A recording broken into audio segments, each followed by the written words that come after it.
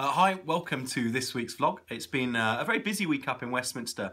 Even though there's not been lots of legislating going on, it's been sort of final week of the parliamentary term, and there's been sort of lots of things to clear up and get sorted before Parliament goes into recess. For me this week, the most important meetings were on Tuesday, a meeting of the Rural Fair Share campaign, which I've been very heavily involved with, and seeks to make sure that public services in rural areas are getting a fair share of the government's cash. All too often in the past they haven't been, and there are still plenty of areas now where we're not getting a fair crack of it out here in Somerset and in rural areas across the country. And so I've been leading a group of MPs to make sure that we get a fairer deal. And what we've been worrying about this week is just sort of, since the general election, just wanting to make sure we understand what, if anything, the changes have been to the government's plans on local government finance, so that we can all then come back onto recess, go to our constituencies and talk to our local government leaders, just to sort of understand how they think local government finance is shaping up for next year, and we can work out what we need to be talking about in the autumn. So I look forward to having those discussions with Harvey Siggs at Mendip, Duncan McGinty at Sedgemoor, and David Fothergill down at Somerset County Council over the next few weeks. I was also invited this week to join the advisory board of the UK 100. That's a network of cities and towns and rural areas even that are seeking to employ smart technologies to achieve all sorts of things, but one of the main aims is decarbonisation. Now, I've been doing a lot of work on the digitisation of the energy system and what it would mean for us to have a smart energy system. And so I'm thrilled to be able to contribute to the UK 100 and bring that knowledge to bear and hopefully help to sort of raise the profile of that project and get more and more municipalities to sign up what I think is not just an important environmental and climate project, but also a massive economic and industrial opportunity for the United Kingdom as well. So thrilled to have been appointed onto that. And then there was a debate this week on the Strategic Roads Network. Had I not been a Department for Transport PPS, I would have been jumping up and down, making lots of noise about the roads in our constituency. But unfortunately, only one representative of the department can speak in the debate, and very obviously that was going to be the Minister, not me.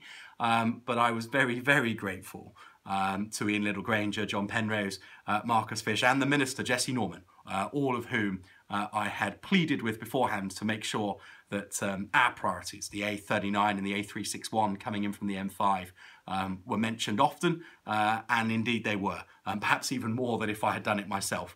So I'm grateful to them, and it was really reassuring to know that the ministers continue to recognise the importance of that, as well as understanding the wider importance to our region of the A303 and the smart motorway that we're putting in on the M5, both of which will make a massive difference to the regional economy. A couple of sort of local issues that I've been dealing with this week. I was very concerned to hear last week that Burnham-on-Sea was losing one of its ambulances up to Weston-super-Mare.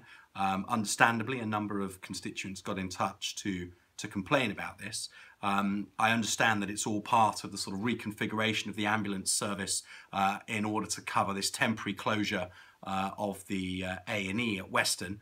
But I've wanted to understand from the Somerset Clinical Commissioning Group exactly what that means for the ambulance service in Burnham and Highbridge. They have told me today that actually the way that the ambulance in Burnham and Highbridge is now being crewed means that the emergency response will be better, which is fine. And I definitely don't want to make people nervous unnecessarily. I think we have to trust the Clinical Commissioning Group that they know what they're doing, and that when they say things like that, it should be true.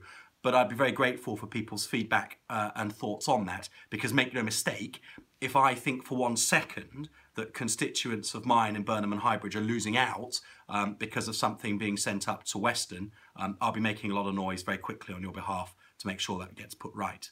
The other thing this week where good progress has been made is the 67 bus, which for those of you who don't know is the bus route that goes from Wookey Hole through Wells, then through the village all the way across to Burnham-on-Sea. Very important bus service for the constituency. Although not many people go all the way from Wells to Burnham, lots of people use it to get from sort of the villages from Wedmore and westwards into Burnham-on-Sea, or from Wedmore and eastwards into Wells. So it's a very important bus route servicing those villages, with people accessing Wells and Burnham as the sort of main towns at either end of the route. That bus route has been under threat for about a year now. A series of sort of measures have been put in place by the County Council to sort of save it for 3 months or so at a time. What's sort of started to emerge this week is a consensus amongst the parish and town councils along the route that they will be able to contribute some money, which Somerset County Council can then also contribute to, and that might mean that that the bus route is now saved. There's still a bit more work to do, but I'll continue to support our parish, district, county councillors in their efforts, and of course to encourage Somerset County Council to be as generous as they can in helping to make sure that route is saved, because it is important. Since getting back from Westminster, the diary has been as varied as ever. Yesterday afternoon I was on Glastonbury FM with Philip Welsh, talking about everything from defeating Daesh all the way through to Chris Evans' salary. I then went to see Brookside School, where I had a good chat with the head, Brian Walton, who has got some great ideas about what should be going on in education, and also some concerns that he wanted me to reflect to ministers too. But what was really special about that trip was it was the sort of the eve before the last day of school, and seeing the excitement of the Year Sixes as they were getting ready to leave Brookside and go on to Crispin's or Dunstan's or the Blue School, wherever it is that they were going. And just reminds you that it's a great time of year with lots of people moving on. So congratulations to everybody who has finished in their schools, most notably, of course, to Steve Jackson at the Blue School, and to Chris Richardson at Kings of Wessex, who finished as head teachers after many, many years of great service to our community. So congratulations to everybody who's finishing term, and good luck for whatever comes in September. This morning I had a surgery in Shepton, which was very busy. Lots of people came to see me and lots of work to do on that.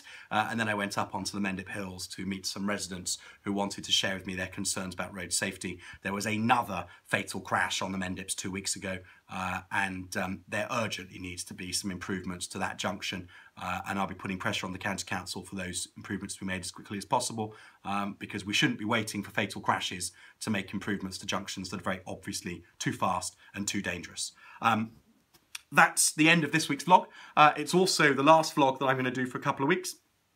Although I am working during recess, and you will see lots of me, not for the next 2 weeks, you won't, because I am off on holiday on Tuesday with my family for 2 weeks, and I'm very much looking forward to that. But I'll be back in 2 weeks' time, and I'll be vlogging all summer, so you'll be able to hear what I'm up to whilst Parliament's not sitting, and I get lots of time down here at home in Somerset.